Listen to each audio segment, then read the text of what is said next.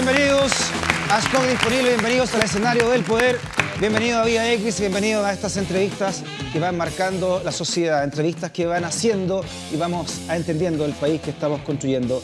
Quiero que se repitan esos aplausos para un entrevistado muy especial, da muy pocas entrevistas, muy pocas conversaciones y Vía X, Stock Disponible es una de ellas. Así que saludamos al vocero de la CAM, Héctor Yaitul. Me pongo de pie, Héctor, y los saludo en este escenario del poder Vía X. ¿Cómo está? Bien. Bienvenido. Gracias.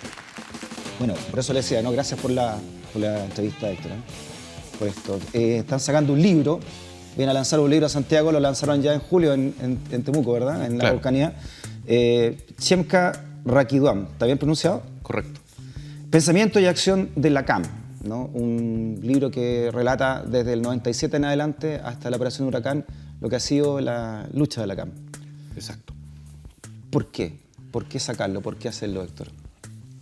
Bueno, la intención nuestra es poder difundir lo más ampliamente posible las ideas de nuestra organización. Y eso en particular y en general respecto de cómo viene desarrollando el proceso del movimiento mapuche autónomo, ¿ya? Ya. En un contexto de confrontación, en donde en el último tiempo ha habido una agudización del conflicto y en donde la violencia política se ha tomado la palestra y por lo tanto nosotros sentimos que dentro de nuestros análisis, dentro de nuestros planteamientos, tiene que abordarse con esa contextualización de lo que ha significado y lo que ha sido, digamos, el proceso para nosotros desde la arista propiamente mapuche y desde nuestras reivindicaciones históricas, particularmente de territorio y de autonomía. Sí. Héctor, ustedes comenzaron con la CAM en el 97, básicamente explota después del asesinato de Matías Catrileo, ¿no? Hay como marca un antes y un después, según lo que leo en el libro. ¿Cómo está hoy la lucha por las reivindicaciones de su pueblo? A ver, hay un inicio del conflicto a partir de la agudización de contradicciones con la industria forestal, ¿ya? Por eso ahí hay un hito muy particular que está retratado en este libro también, que tiene que ver con los sucesos de Lumaco o la primera quema de camiones, ¿ya? En donde comunidades y un sector del movimiento mapuche abordan con mucha fuerza y confrontación la situación que venía desarrollándose a partir de esta situación de despojo, de usurpación territorial. Bueno, la muerte de Matías Catrileo es a 10 años a posteriori, ¿ya? El 2008 por Catrileo y el 97 Lumaco. Claro. Y bueno, han pasado más de 20 años, ya 2 décadas, de una forma de hacer política que se instala precisamente con un tipo de accionar más directo, desarrollado por las comunidades en pos de sus reivindicaciones, principalmente de tipo territorial, en tanto cuanto estas chocan directamente con los procesos de inversión capitalista, principalmente esta de tipo extractivista del ámbito forestal. Yeah. El antecedente también respecto de la imposición de megaproyectos como centrales hidroeléctricas. Perfecto. Comencemos con el año 97 entonces, cuando comienzan las primeras quemas de camiones. ¿Por qué pones tú este hecho como puntual? ¿Por qué comienza con Lumaco la CAM? ¿Qué se produce ahí en esta unificación? Bueno, más allá de concentrarse, digamos, en un hecho muy puntual, porque la lucha mapuche no se reduce solamente a un tipo de accionar en específico. Lo digo porque es punto de partida del claro, libro. O sea, tal vez graficado en términos de la contradicción que se viene viviendo con el Estado, el pueblo nación mapuche, hay ciertamente un antes y después a partir de ese proceso en que hay reivindicación de tipo territorial a encuentros forestales y que ésta asume posiciones con el Estado salvaguardando los intereses de los poderosos de la zona, de represión, de criminalización y también de esta no viabilidad, digamos, de mecanismos más legales o institucionales para la recuperación de estos derechos. Por lo tanto, el ejercicio, digamos, de la acción directa se instala como una forma de acumular tácticamente, digamos, de acumular la fuerza necesaria para la consecución de estos derechos. Inicialmente, una acción como esta fue retratada como un acto de violencia política de parte del Estado, en los constructos que siempre se han hecho respecto del imaginario colectivo de lo que se entiende por terrorismo, sí. Pero detrás estaba toda esta situación social y política de negación de derechos hacia nuestro pueblo. Y esta acción, claro, retrata muy bien si le hacemos un diagnóstico y una radiografía respecto del por qué sucedió, ¿ya? Hay una situación de agravio, de injusticia muy fuerte, sí. Y que es asumida por las comunidades, asumida por un sector del pueblo mapuche, y que tiene que ver con toda la negación de derechos, de vulneración de derechos, y el portazo que siempre se ha dado, digamos, a las reivindicaciones de nuestra gente. Sí. Por lo tanto, y la pobreza muy marcada, no solamente en lo que respecta a lo material, sino a todo ámbito de negación de nuestra condición mapuche. Por lo tanto, ahí hay una reacción, ¿ya? Y esta fue muy básica, muy del cuerpo, digamos, de nuestra gente. Y se actuó de esa forma, digamos. ¿De la rabia también? De la rabia, de la ira contenida, sí. De toda esta situación muy marcada que atravesaba a todo nuestro pueblo. Posteriormente, bueno, ha venido un desarrollo de la lucha de nuestra gente y particularmente de algunas expresiones. Como organización nosotros surgimos ahí y porque de alguna manera se fortalece estos planteamientos por la liberación nacional que nosotros abrazamos como expresión. Héctor, déjame que hable ese punto de la rabia, porque me acuerdo otras veces que hemos conversado, me acuerdo cuando saca el libro de Arrates, te entrevista a ti en la cárcel, ¿no? Y tú hablas de cómo fuiste víctima del racismo viviendo en Osorno desde muy niño, y acá se relata también un hecho de una intercepción que ustedes hacen de unas conversaciones de carabineros, ¿no? Donde ustedes lo tratan de indios de mierda, no sé, carabineros, de atropellarlos. ¿Ese es el trato que ustedes sienten que reciben de parte del Estado, incluso chileno? Claro, de hecho la acción de Lumaco parte con ese... Que fue el 97, que parte con ese evento muy puntual de haberse intervenido comunicación radial, ¿ya? Y el trato que ¿Puedes contar bien cómo fue ese hecho que se relata en el libro, esa intercepción de la...? Bueno, por lo que me toca a mí, la experiencia que tuvimos es que efectivamente hubo una interceptación de radio una vez que hay un desalojo de un predio. Y hay una comunicación muy, muy fuerte, muy llena de racismo de parte de funcionarios, trabajadores de la forestal con Carabineros, en donde Carabineros autoriza atropellar mapuches si los encontraban, digamos, en el camino o en el predio en cuestión. Bueno, con los epítetos y los calificativos correspondientes de indios de mierda y otros tratos racistas que se conocen, digamos. Y groserías en el fondo. Eso enervó mucho a la gente que estaba escuchando, y eso gatilló en definitiva una forma de actuar distinta a la que se venía desarrollando, que era más de tipo de masas, más abierta, digamos, y derechamente tomaron la decisión de actuar de forma más directa y con esta acción incendiaria que se conoce. Bueno, lo que nosotros estamos tratando de retratar en el libro ahora, más allá de una serie de documentos, artículos y análisis que nosotros hemos venido desarrollando con el tiempo, es tratar de entregar todo este proceso, entregar una visión respecto de todo este proceso en donde se ha instalado una forma de hacer política de parte del movimiento mapuche, pero contextualizada en lo que ha sido la respuesta o la posición del Estado, ¿ya? Y de los grupos comprometidos con el conflicto, con el pueblo nación mapuche. nos referimos a un conflicto histórico con la oligarquía, que es parte, digamos, de toda esta usurpación territorial y es parte también de las políticas de tipo extractivista que están depredando el territorio ancestral mapuche. Expliquemos, porque tú también lo hemos conversado, Héctor, todo se mira muy desde el centro de Santiago, todo se mira muy desde el centro del poder en Santiago. ¿Cómo es la realidad que ustedes están viviendo allá? Tú hablas de 10 millones de hectáreas que quedaron convertidas en 500 hectáreas. ¿Cómo ha sido este proceso de usurpación? Y dentro del delito también se habla de la cosmogonía que tiene el pueblo mapuche sobre su tierra, su cosmovisión. ¿Por qué la recuperación de tierra y cuál es la relación que tienen ustedes como bueno, hay que entender este conflicto entendiendo precisamente la concepción que nosotros abrazamos como mapuche respecto de la relación que hay hombre-naturaleza, hombre-tierra, ¿ya?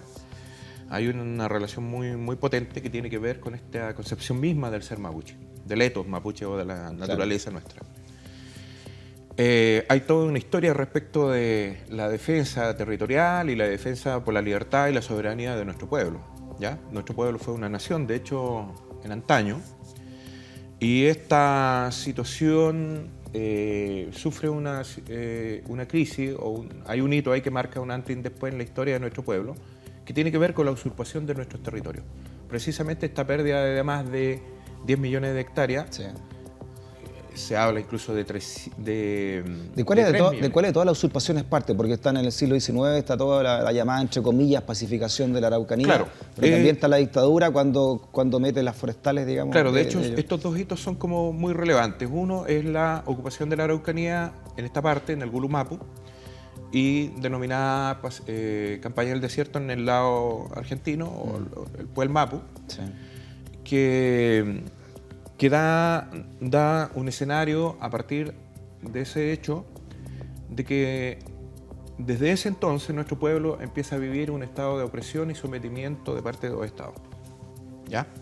En donde hay una usurpación territorial, expoliación territorial y una arremetida permanente en contra de las pocas y escasas tierras que nos van quedando. Y posteriormente, claro, está el hito de la imposición a sangre y fuego de la dictadura militar, en que hay un proceso de reconversión territorial más fuerte todavía respecto de lo que es el capitalismo en el Gualmapu, con lo que son las políticas esencialmente de tipo depredatoria, políticas extractivistas en que se desarrolla el modelo neoliberal, sí. Y que la dictadura entregó a manos llenas, digamos, a los grupos económicos, principalmente a los grupos forestales, o los grupos que son prácticamente los dueños de este país y con los cuales nosotros confrontamos hoy día. ¿Ya? ¿La lucha de ustedes puntualmente es contra las forestales? Claro. Esa es una cuestión que nosotros siempre hemos ido dejando en claro, cada vez que tenemos la oportunidad, que la lucha de nuestro pueblo-nación es principalmente en contra de los grupos económicos que están apostados en el territorio y que están en este proceso permanente de ocupación por desposesión de nuestras comunidades, ¿ya? Es ahí donde se genera la contradicción muy fuerte, por lo tanto hay un enfrentamiento entre estas posiciones, por un lado de la reproducción social del pueblo nación mapuche y por el otro lado de la reproducción del capital a sangre y fuego con la venia del Estado. ¿Y el Estado? Salvaguardando los intereses de los poderosos. Perfecto. Para entender también la visión de ustedes de la tierra también, Héctor, para lo occidental, la tierra es posesión, bienes. ¿Qué es lo que es para ustedes la tierra? Claro, aquí hay un choque de comprensiones, digamos. Por un lado está la visión occidental y la visión más liberal que tiene el capitalismo de usufructuar de este bien, de explotarlo incluso de forma depredatoria. Y la nuestra, que es una visión más de interrelación, de interacción y de reciprocidad respecto de los elementos que nos acompañan en la vida misma como mapuche, ¿ya? Que tiene que ver con la biodiversidad, lo que nosotros llamamos el Itrufil Monyem, que es todo lo que está en la tierra, más allá incluso de lo material, lo inmaterial, que tiene que ver con un tema de espiritualidad, que es el sustento cosmogónico o cosmovisionario que nosotros tenemos para entender el mundo mapuche. Es decir, un mundo de fuerzas, de energía, con las que nosotros convivimos permanentemente, es lo que denominamos Nehuen, los Ñen, Y de ahí viene todas estas prácticas y El costumbres. Nehuén es la fuerza, ¿no? Claro, y los ñen son los dueños de estos espacios, que tienen también, digamos, una conexión con la forma de vivir que nos legaron nuestros antepasados. Perdona, ustedes cuando le arrebatan la tierra, en el fondo le arrebatan el alma de su pueblo. Claro, por eso hay un concepto que se acuñó posteriormente, que es el del ñuque mapu, entender la tierra como nuestra madre, entender el territorio como nuestro chavo o nuestro padre, como mapu chavo, y bueno, en el fondo es todo para nosotros. Entonces, esta contradicción que vive el pueblo nación mapuche y las comunidades con el capitalismo, que arrasa la territorialidad, que la depreda y que crea todas estas afectaciones Sí. medioambientales, ecológicas. ¿Qué sienten, Héctor, cuando ven, no sé, cuando niños vieron un cerro de bosque nativo y ahora ven un cerro de pino talado, no sé, de eucalipto? No, de hecho, para toda nuestra gente, a partir de la conciencia que se ha ido reinstalando, hay un proceso de resignificación en nuestra población, en nuestra gente, no solamente en nuestro chachay, nuestra gente más de edad, nuestros ancianos, o lo que nos legó nuestros futaqueches, nuestros antepasados respecto de cómo comprender la tierra. Ciertamente hay una contradicción muy fuerte que ha llevado a abrazar a nuestras autoridades tradicionales, a comprometerse muy fuertemente con este proceso. Por eso que nosotros también en el libro retratamos un poco el rol que han cumplido los huaychafes, ¿ya? Sí. Más allá de el guerrero, Huaychafe. Claro, los guerreros que existieron en antaño fueron y se autodenominaron huaychafe, ¿ya? Ya. En una concepción de huaychán o de confrontación de un pueblo en contra de enemigos que eran invasores. ¿Ya? En defensa del territorio y la libertad en su tiempo existió esta concepción del huaychán, ¿ya? Esta concepción de autoconvocarse como pueblo, ¿Ya? en la defensa de estos derechos fundamentales, que son el derecho a vivir en un territorio determinado y reproducir un tipo de sociedad acorde a nuestras formas de vida. Perfecto. Te quiero leer algunos párrafos del libro, por ejemplo, acá en el Pensamiento Político e Ideológico para la Liberación Nacional Mapuche, página 15. Dice: para comprender la reemergencia de la lucha mapuche es necesario hacer un balance del proceso, considerar hitos de importancia, acordar visiones y pareceres sobre los aportes y limitaciones de las experiencias. Héctor dice, pero además resulta de vital importancia rescatar lo más legítimamente posible el pensamiento y la acción de los actores en el proceso en marcha, sobre todo cuando intelectuales mapuches funcionales al sistema, intelectuales de izquierda y ONGs intentan suplantar las voces de las autoridades ancestrales. Correcto. ¿A qué te refieres con estos mapuches que son que están siendo parte del sistema o estos intelectuales de izquierda? ¿Por qué mapuche? ¿Cuáles serían los mapuchos al servicio del sistema que hay hoy y los intelectuales también que intentan explicar esto de izquierda? Claro, de hecho nosotros somos una expresión dentro del movimiento mapuche, ¿ya? El pueblo mapuche es bastante amplio. Dentro del pueblo mapuche está un movimiento, el movimiento mapuche, pero también hay un movimiento autonomista que está bregando, luchando por la reconstrucción nacional del pueblo nación mapuche, Ya. por el logro de la autonomía. Hay distintas visiones para lograr la autonomía, ¿ya? La nuestra es una más, la de la CAM. En ese contexto hay que situarnos, digamos, en lo que es la lucha por la autonomía. Ya, perfecto. Hay una lucha también por la inclusión y por la integración, dada ya las afectaciones que tiene un Estado de tipo colonial o un régimen de ocupación colonial como el que ha existido desde la pérdida de nuestros territorios y la ocupación de nuestros territorios hasta los días de hoy, ¿ya? Eso ha causado efectos, derechamente. Hay un sector muy importante, el movimiento mapuche, que no quiere la autonomía y está planteando la inclusión o la integración. Nosotros planteamos la autonomía del pueblo nación mapuche como un derecho fundamental, derecho de todos los pueblos, y particularmente porque esto nos da la garantía de la reproducción social, ideológica, cultural, cosmovisionaria para nuestra gente, para nuestro pueblo. Entonces, de alguna manera, lo que está en juego hoy día es las posiciones. Cuando nosotros decimos debates, cuando nosotros decimos discusión, tiene que ver con eso, que es propiamente mapuche, ¿ya? Ya. De hecho, el evento debe haber generado un resquemor muy profundo en el eto de los mapuches que hoy día se sintieron, más allá del menoscabo, digamos, a lo mejor se sintieron como pollo en corral ajeno, digamos, por decirlo de alguna manera, ¿ya? Ya. Gente mapuche trabajando con la UDI, en donde un miembro de la UDI los trató de tontos o intelectualmente limitados. Sí. Ya. Había mapuche que era el Ceremi de Agricultura que salió claro, a raíz de eso. había mapuche ahí que intentan trabajar con posiciones liberales o de derecha, y porque existen ese tipo de gente también, o sea, mapuches de pensamiento en relación. Y por otro lado existimos aquellos que creemos que más allá del trato o de la inclusión, hay más elementos que tienen que ver con la negación de la condición del otro. Perfecto. O de la forma de cultura, o de forma de pensar, o de cómo vivió tu gente antigua, ¿ya?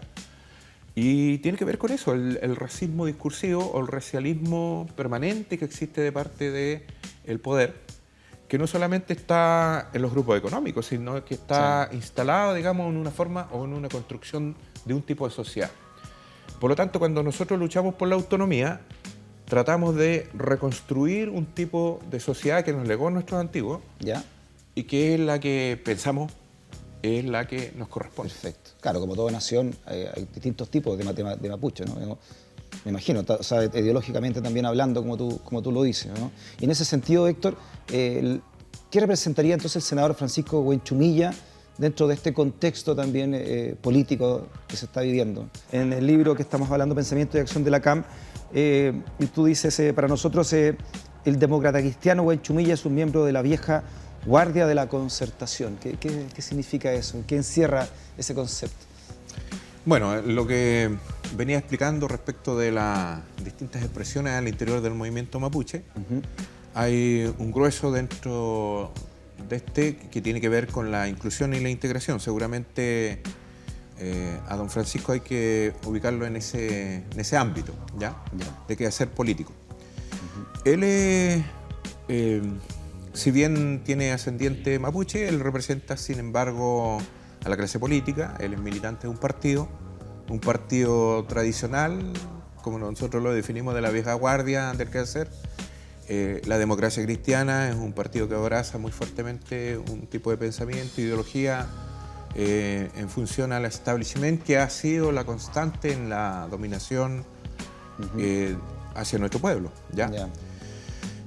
Sin embargo, él, en su proceso de resignificación, le ha puesto una impronta mapuche a su forma de vida política en el último tiempo, y está en eso, digamos, en ese ámbito. Nosotros estamos en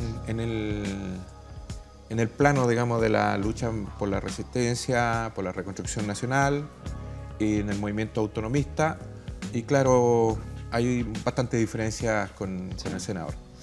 Hay un hecho también muy interesante que es a partir del capítulo 3, ¿no? de ustedes, cuando relatan los Huaychafe, cómo ha sido su lucha y cómo también ha sido la lucha armada, abiertamente en el libro, Héctor, lo que ha sido también la resistencia de los ORT, ¿no? Las organizaciones de resistencia territorial, de recuperación también. Quiero leer un párrafo de un guerrero, un Huaychafe de 27 años, que está acá en el libro, Willy Traru.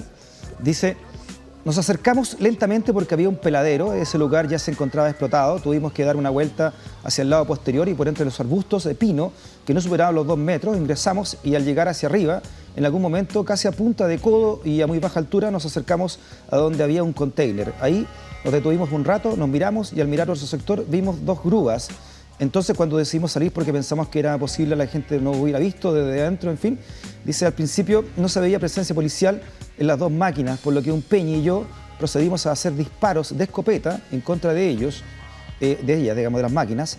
Otros Peñis se subieron y las incendiaron.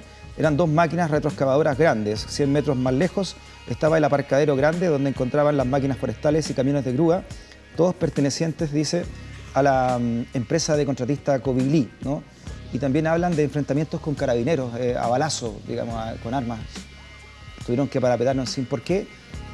¿Por qué decidieron hacer esto público, Héctor? ¿Temen represalia a partir de esto, que digan, ojo, los mapuches también usan armas, están armados y hay que atacarlos de la misma manera. ¿Qué piensas frente a eso? ¿Qué pueden decir? Bueno, de partida lo que hay que decir al respecto es que en el texto hay relatos ¿ya?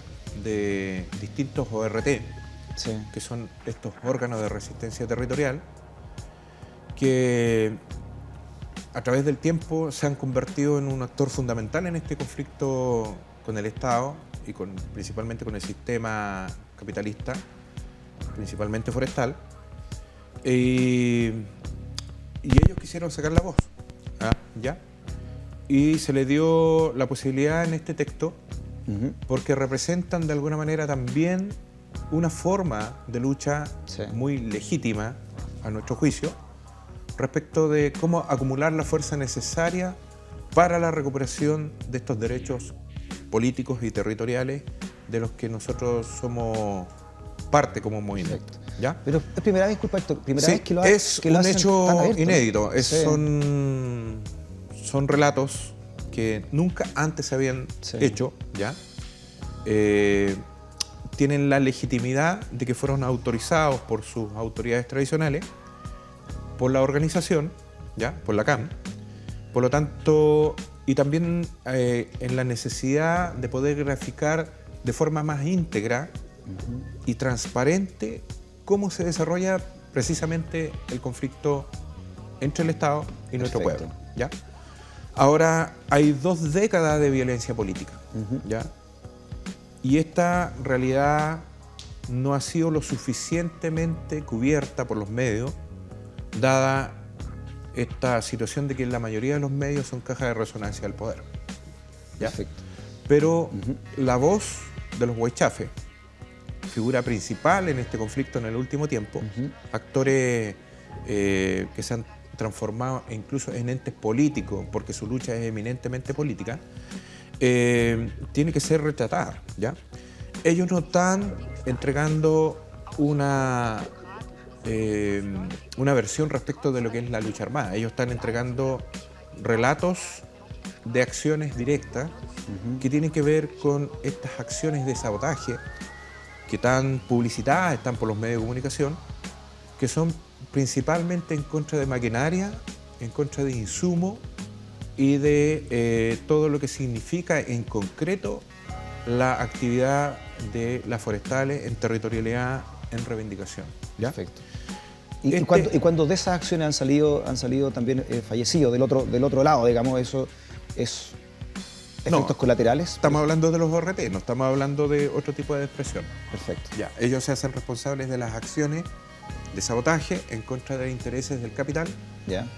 Efectivamente, pueden haber habido acciones aisladas que tienen que ver con costos de la otra parte, pero esas no están, digamos, graficadas en este texto, porque no tienen que ver con la línea de la CAM o con las líneas de los ORT. Perfecto. Ya. Es bueno dejarlo eso claro. Sí, establecido. sí. Dejarlo establecido porque los medios de comunicación han tomado casos muy puntuales, de hecho graves, ciertamente, y se los endosan al movimiento mapuche. Ya. Entonces, lo que ocurre aquí es que hay un sector del movimiento mapuche y que está increciendo y que ha asumido también hacerse cargo de la violencia histórica como violencia política entre el Estado y las comunidades, y como una forma, digamos, de agudizar contradicciones, el Estado ha asumido la militarización del Gualmapu, ¿ya? Perfecto. Ha asumido la criminalización y estos métodos que tienen que ver con definir al pueblo nación mapuche como el enemigo interno, que nos ha traído costos en vida de prisión política y que de alguna manera también se ha institucionalizado o oficializado el asesinato político, ¿ya? Entonces, de autodefensa y resistencia sin el componente material o militar, no podríamos sustraernos. Es decir, no podríamos ser irresponsables como organización o como expresión dentro del movimiento mapuche a la hora de la resistencia y la autodefensa.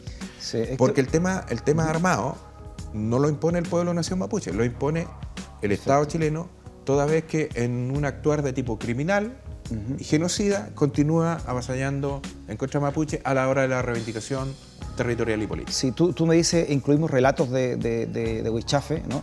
Pero también incluyen fotografía. Y tú sabes que la imagen es un antiguo adagio, ¿no? Habla por 1000 palabras. Cuando ustedes, por ejemplo, se deciden estratégicamente a poner imágenes, por ejemplo, como esta, la quiero mostrar a la cámara, no sé si la tenemos, que es un Huichafe armado, ¿no? Con armamento pesado, se puede decir, ¿no?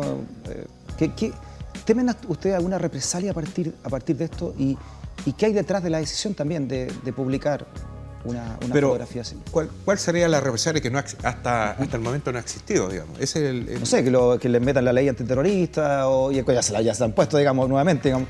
Pero ustedes sienten que ya todas las represalias ya están dadas, ya, ¿no? Claro, yo creo que el fondo ya está establecido.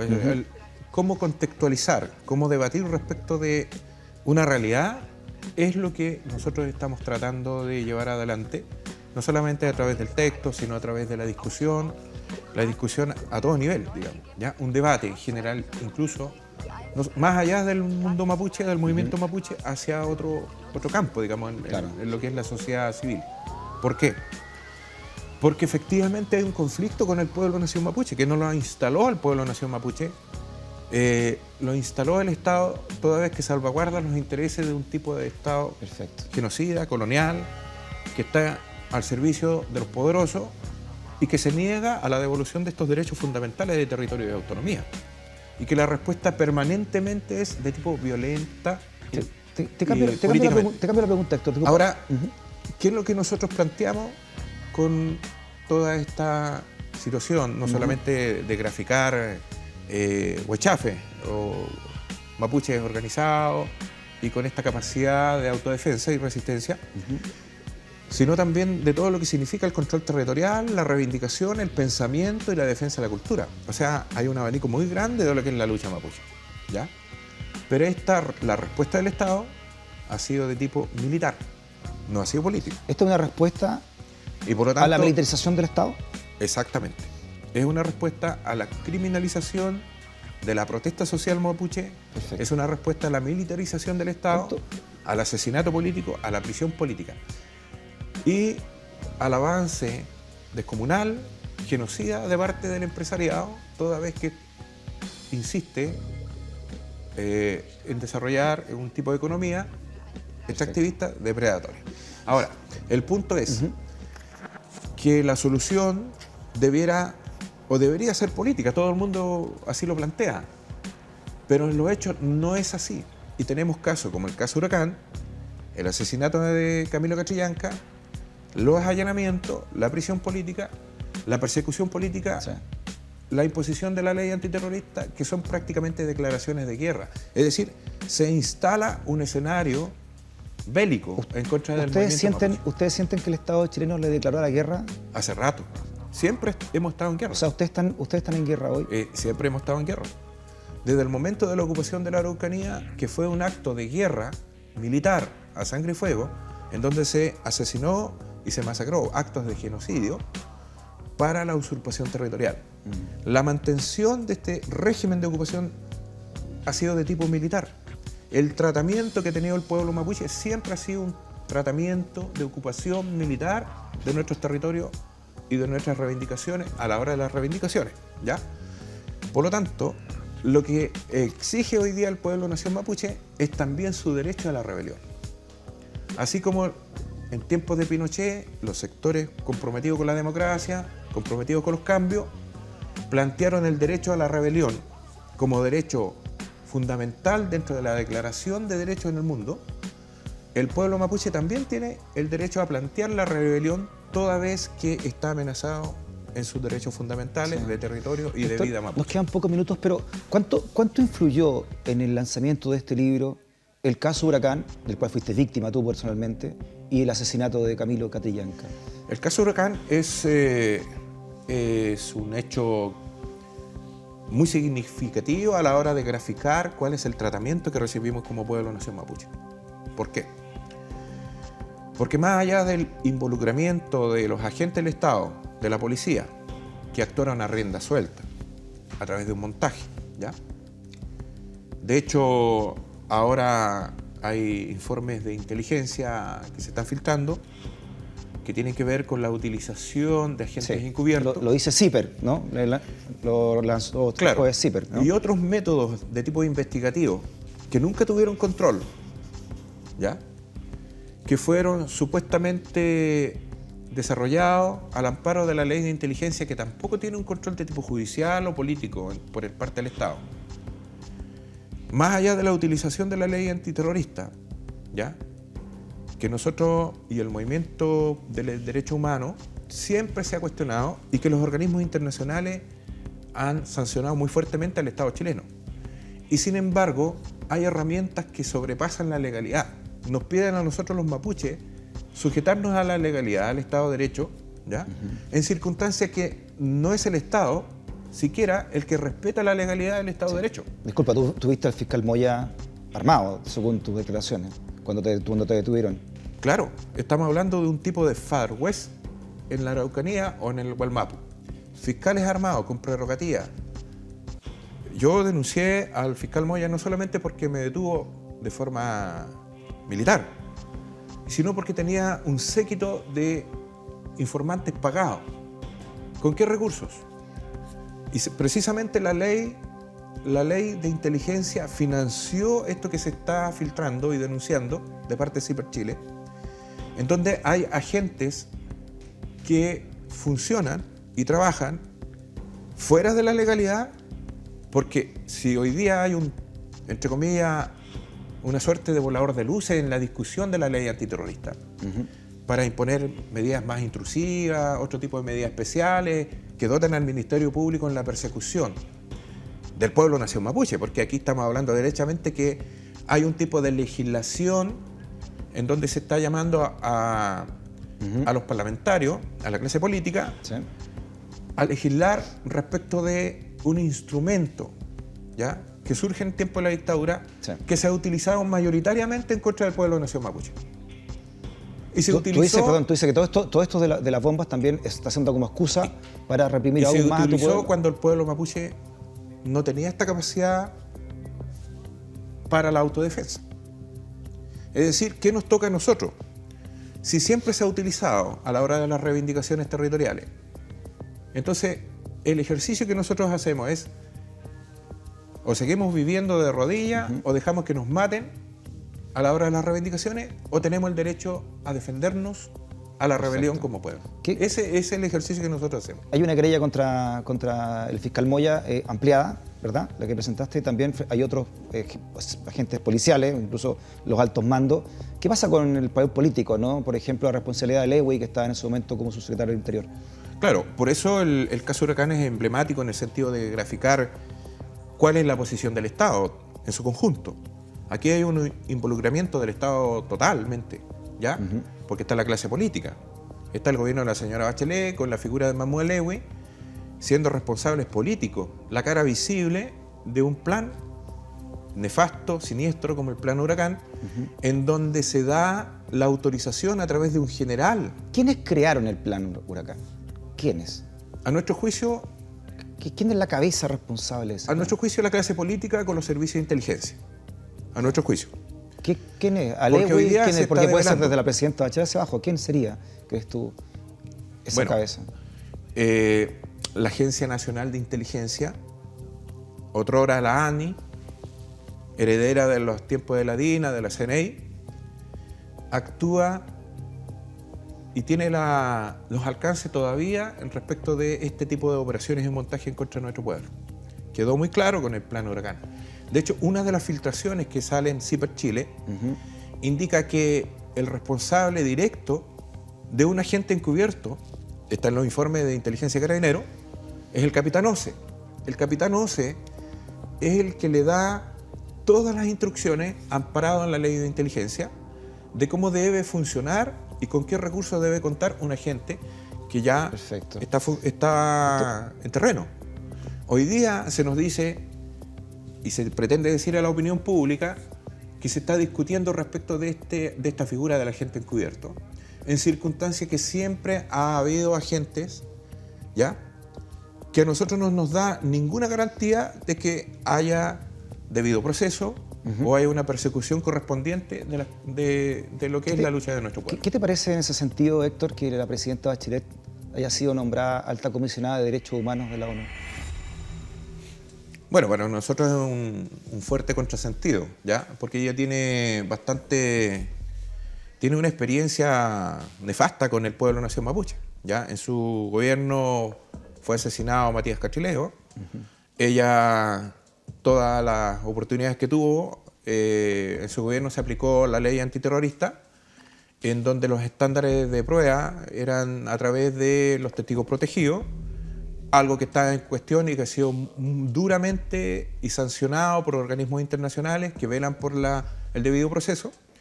Y por lo tanto a nosotros no nos da ningún tipo de garantía que ella esté en el poder en materia de derechos humanos, en la ONU.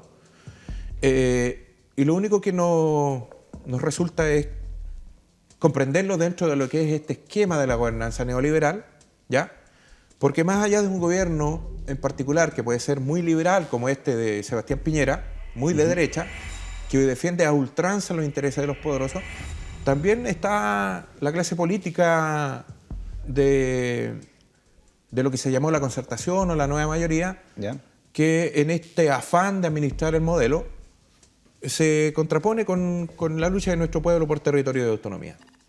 De hecho, la votación con la idea de legislar respecto de la ley antiterrorista,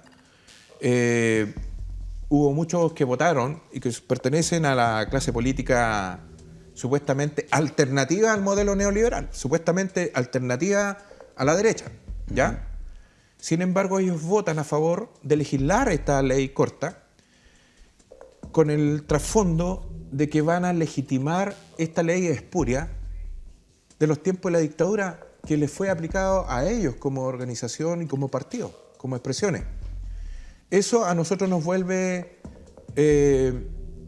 no sé, hay una situación ahí muy fuerte respecto de cuál es la ética de la acción política de parte de estos parlamentarios. Héctor, ¿qué justicia esperarías para el caso de Camilo Catrillanca?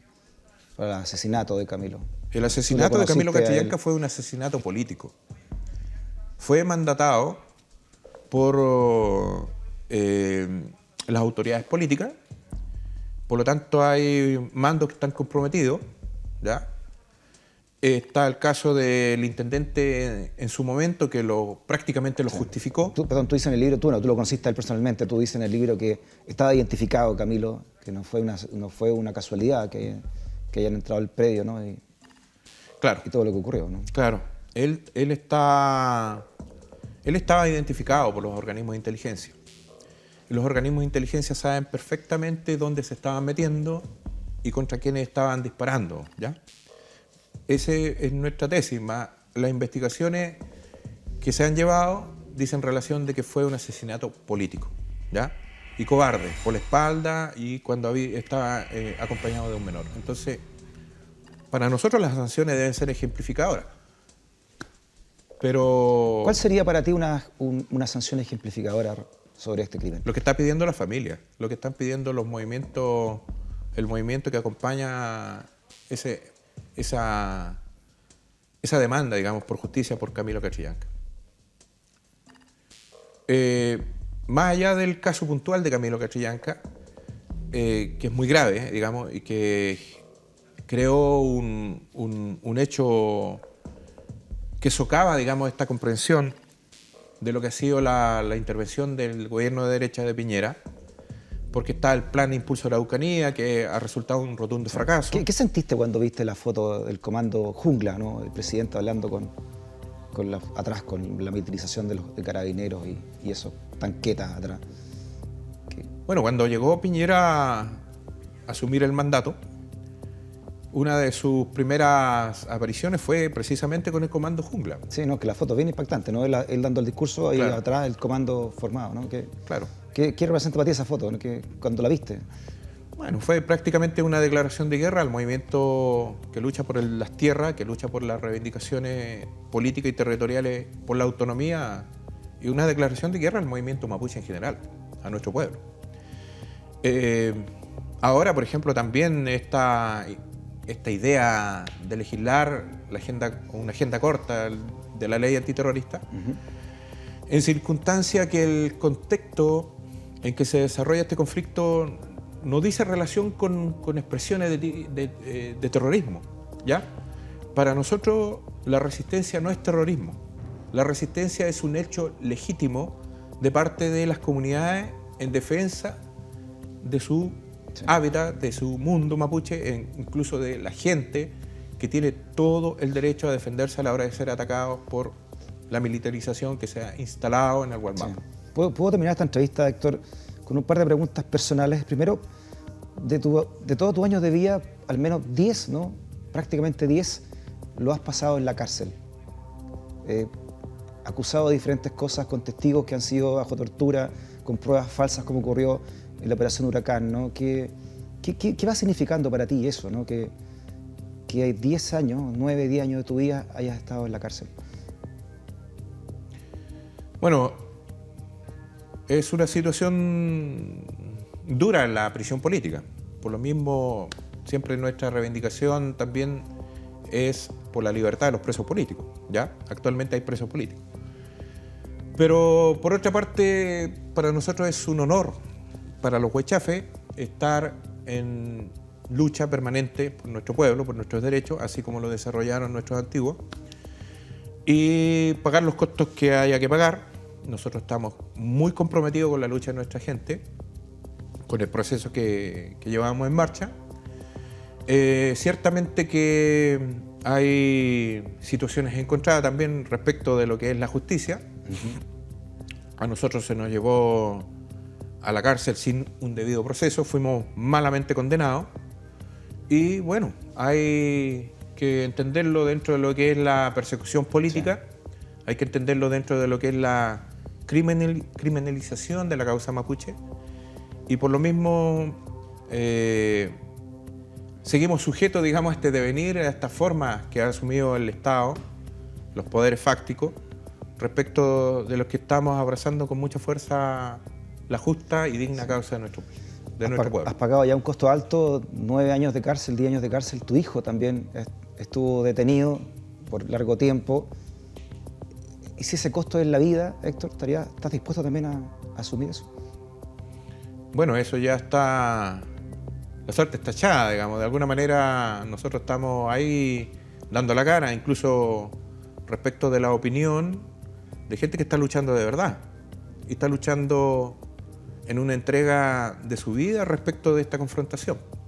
Hay un conflicto que se ha tornado más violento cada vez y que tiene que ver por la tosudez del empresariado, que tiene que ver con la tosudez de la clase política gobernante.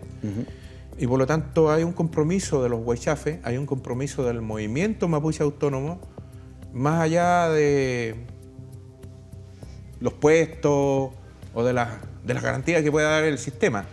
Tiene que ver con la lucha como la hicieron nuestros antepasados, que tiene una concepción incluso de entregar la vida si fuese necesario. Sí, claro, no es casualidad, ¿no? que el libro esté dedicado precisamente a Marco Paillacoy, a Matías Catrileo y a Alex Lemun, ¿no? Me imagino que todo lo que me acabas de decir va en ese camino, ¿no? Claro, nosotros nos sentimos muy interpretados por la vida de lucha que han tenido los huaychafes y todo el entorno, digamos, del huaychán que ha venido desarrollándose en el último tiempo. Y es una de las motivaciones que me llevan a mí a abrir este campo, digamos, de las comunicaciones, de la vocería, para dar cuenta de que la lucha de mi pueblo, o la lucha del pueblo nación mapuche, es una lucha absolutamente legítima, justa, y que se va a desarrollar porque hay un fuerte compromiso de nuestra gente de no transar respecto de lo que son los principios, el mundo mapuche y los derechos que nos competen como pueblo-nación. Sí, bueno, a nombre de todo el equipo de Stock Disponible de Vía X, te quiero agradecer también, Héctor, que nos hayas dado esta entrevista. Sabemos que no es fácil, ¿no? Para ti también y para, imagino, explicar dentro de lo que se ha dicho desde Santiago, se ha instalado desde Santiago, lo que ha sido la lucha de tu pueblo. Así que muchas gracias por haber venido. Gracias a ustedes. ustedes. Muy bien, un aplauso para Héctor. Te quiero también entregar un libro, ¿no? Gentileza de Penguin Random House, para que te lo lleves allá al Gualmapu. ¿Ah? Muchas gracias. Y yo me quedo con el Exactamente. tuyo. ¿Ah? Yo me quedo con Chemka Rakidwan, Pensamiento y Acción de la CAM, la conversación que tenemos. ¿Dónde se puede encontrar el libro si alguien lo quiere leer, Héctor? Está en la librería del Le Monde Diplomatique. Ahí van a quedar unos ejemplares. Acá en Le Monde Diplomatique. Sí, en San Perfecto. Antonio. Muchas gracias, Héctor, por Chao, haber Tomás. venido. Que esté muy bien. ¿Ah? Muchas gracias por todo.